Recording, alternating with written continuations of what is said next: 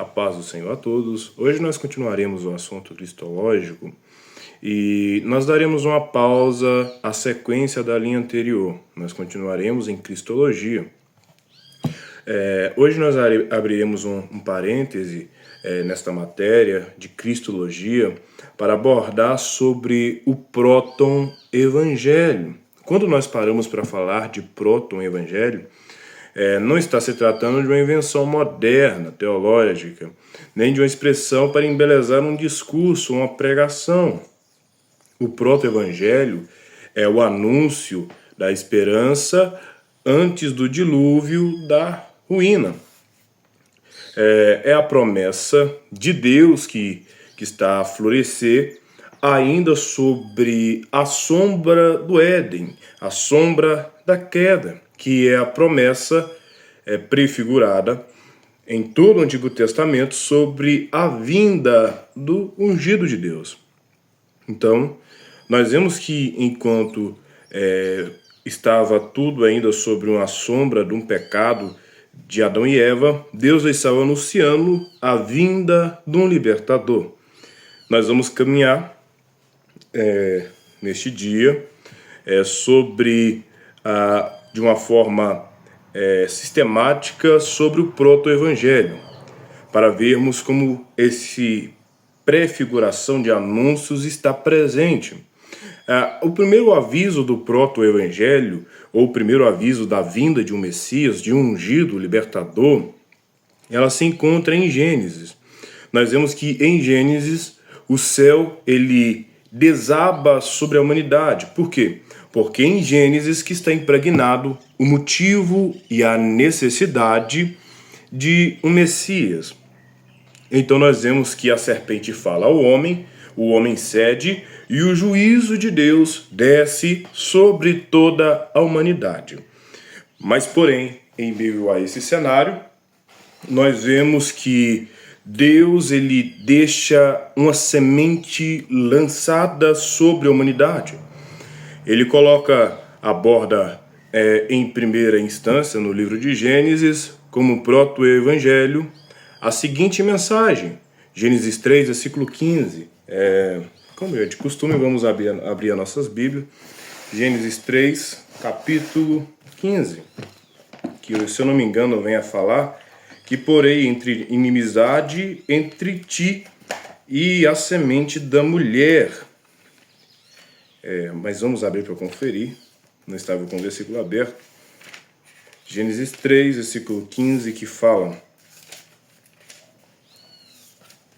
porém inimizade entre você e a mulher, entre a sua descendência e a descendência dela, este lhe ferirá a cabeça e você lhe ferirá o calcanhar. Então essa palavra ela é mais que uma sentença sobre a serpente. Ela é a promessa e é uma prefiguração e um pré-anúncio de evangelho, do evangelho das boas novas que estavam por vir. Era Deus alertando ao homem: olha, o pecado adentrou no mundo e a sua consequência também. Porém, não está perdido. Por quê? Porque eu faço a vocês o anúncio que esta situação será restaurada pela semente da mulher. Então, nós vemos uma promessa feita. No Antigo Testamento, ali está o Cristo, ainda não nomeado, mas já designado para uma missão futura. Então, nós vemos que Deus ele tem trabalhado desde Gênesis apontando para Cristo. Gênesis aponta em seu início, logo na queda, para Jesus. Ali em Gênesis, o Redentor não aparece nomeado como Jesus. Não aparece nomeado, mas porém, ele está presente por intermédio de uma promessa de Deus para com a humanidade. Então nós entendemos que o Redentor, ele não apareceu como rei, nem como leão, mas como descendente de mulher, vulnerável, ferido e ainda assim vencedor. Por quê? Porque ele foi ungido pelo Pai, comissado pelo Pai desde os primórdios da palavra em todo o Antigo Testamento. Essa Essa é a lógica de Deus: esmagar a cabeça do mal com o calcanhar da fraqueza. Então nós vemos logo em Gênesis um apontamento para Jesus de Nazaré. E continuando, nós vemos no livro de Êxodo também apontando para Jesus de Nazaré. Nós vemos em Gênesis que o sangue de Abel clama na terra, mas não clama por vingança, clama por justiça.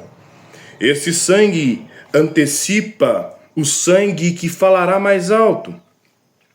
Quando Isaac sobe ao monte com a lenha nas costas, sentimos o aperto de um pai, mas sabemos, outro filho subirá outro monte, e não haverá cordeiro no mato.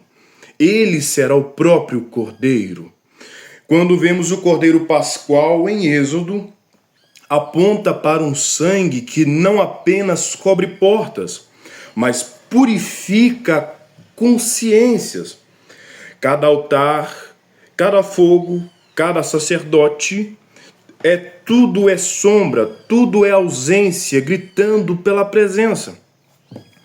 É basicamente, meus irmãos, o grito da humanidade por um sacrifício perfeito e eterno e eficaz.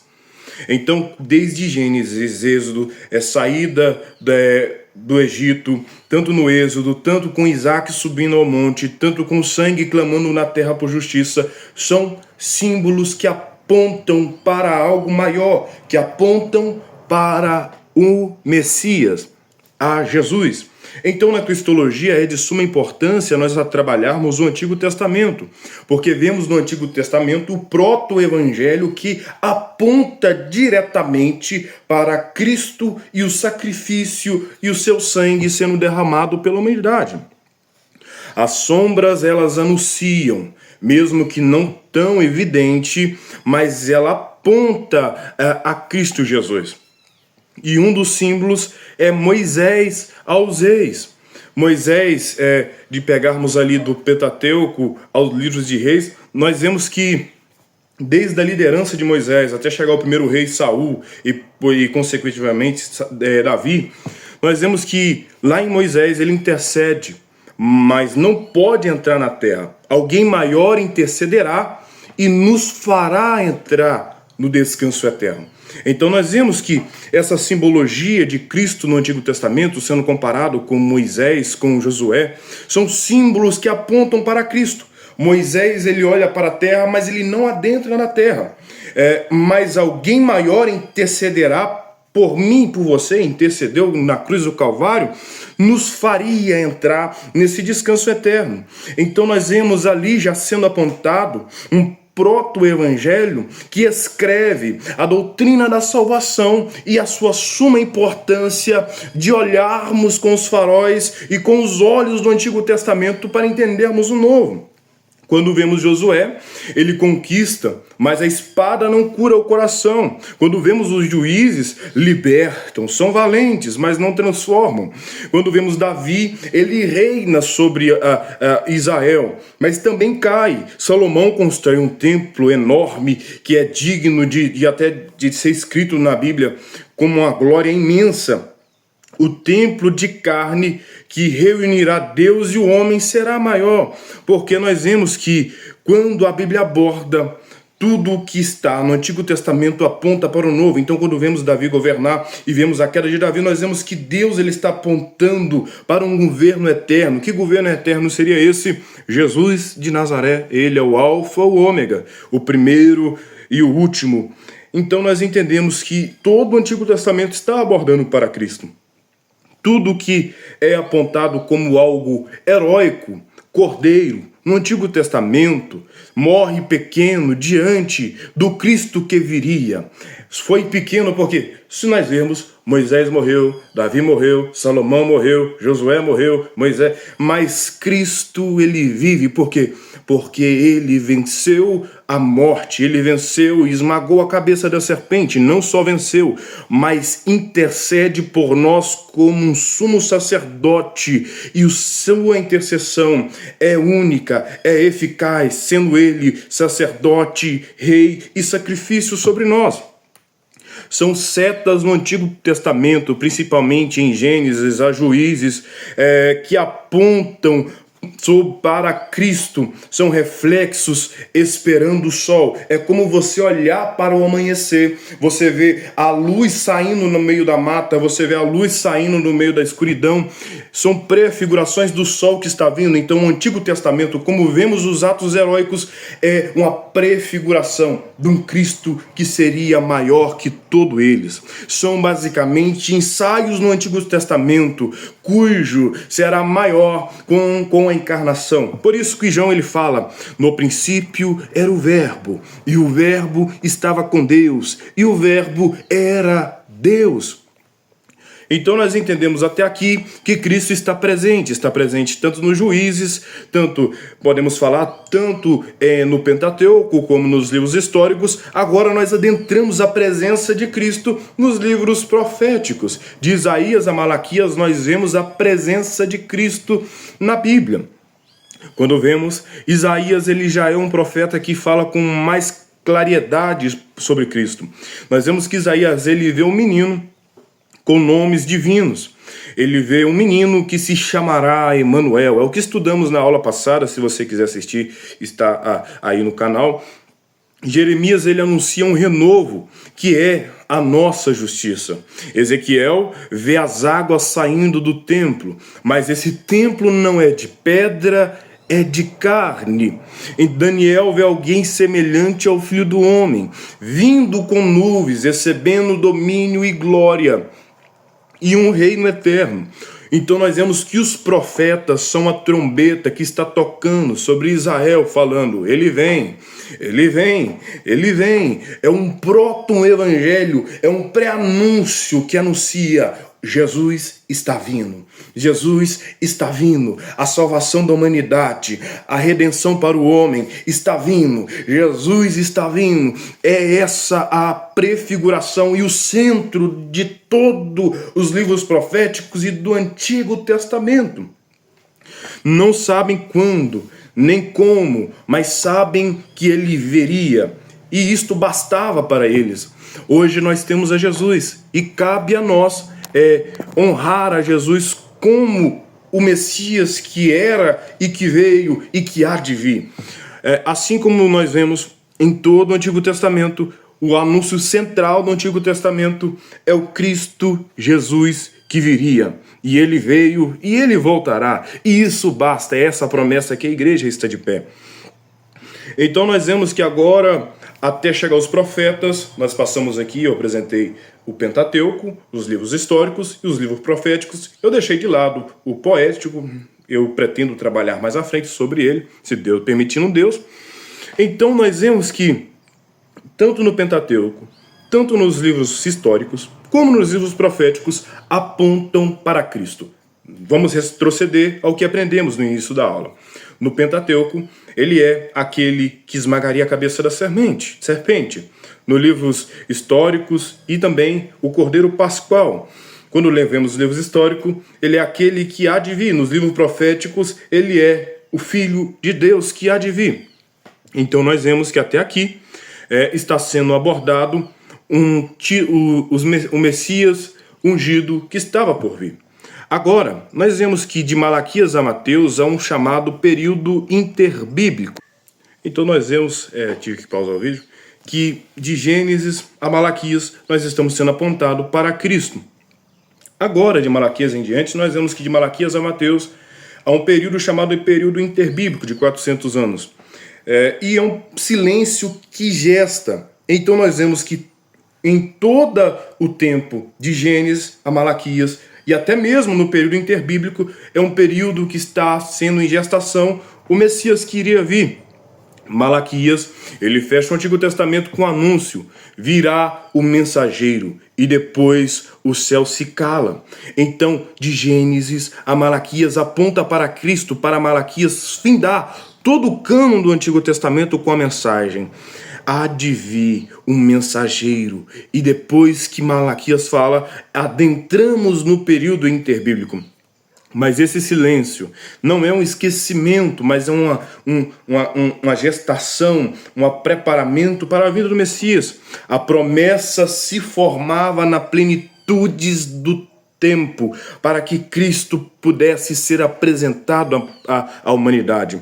A promessa, ela se formava no centro da eternidade, na plenitude dos tempos. É quando a voz de João ecoa no deserto. É como um som da pedra quebrando o sepulcro da história e da espera de toda a humanidade. Quando João fala, eis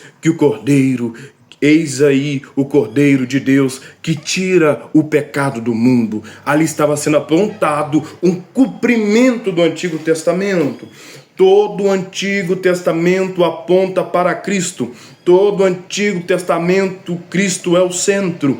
É impossível nós estudarmos o Novo Testamento se não aprendermos o Antigo Testamento, porque vemos que no Antigo Testamento Cristo está lá, não como um nome, mas como todo o sentido do Antigo Testamento, não como doutrina sistematizada, mas como esperança codificada nos mínimos símbolos, em sangue, em silêncio, em profecia. O proto-evangelho é o coração escondido que pulsa no Antigo Testamento. É o Cristo que vemos nascer em Belém, é o mesmo que foi prometido no Éden.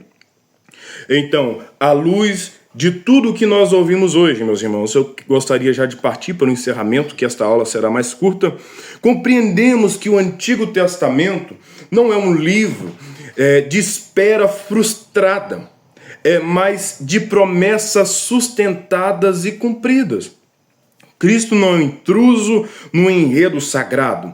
Ele é o fio invisível que costura cada página do Antigo Testamento com o Novo. É o que faz sentido a referências do Antigo e no Novo Testamento. Quando o homem caiu, não foi o fim, porém, foi o início da caminhada da graça de Deus e da misericórdia.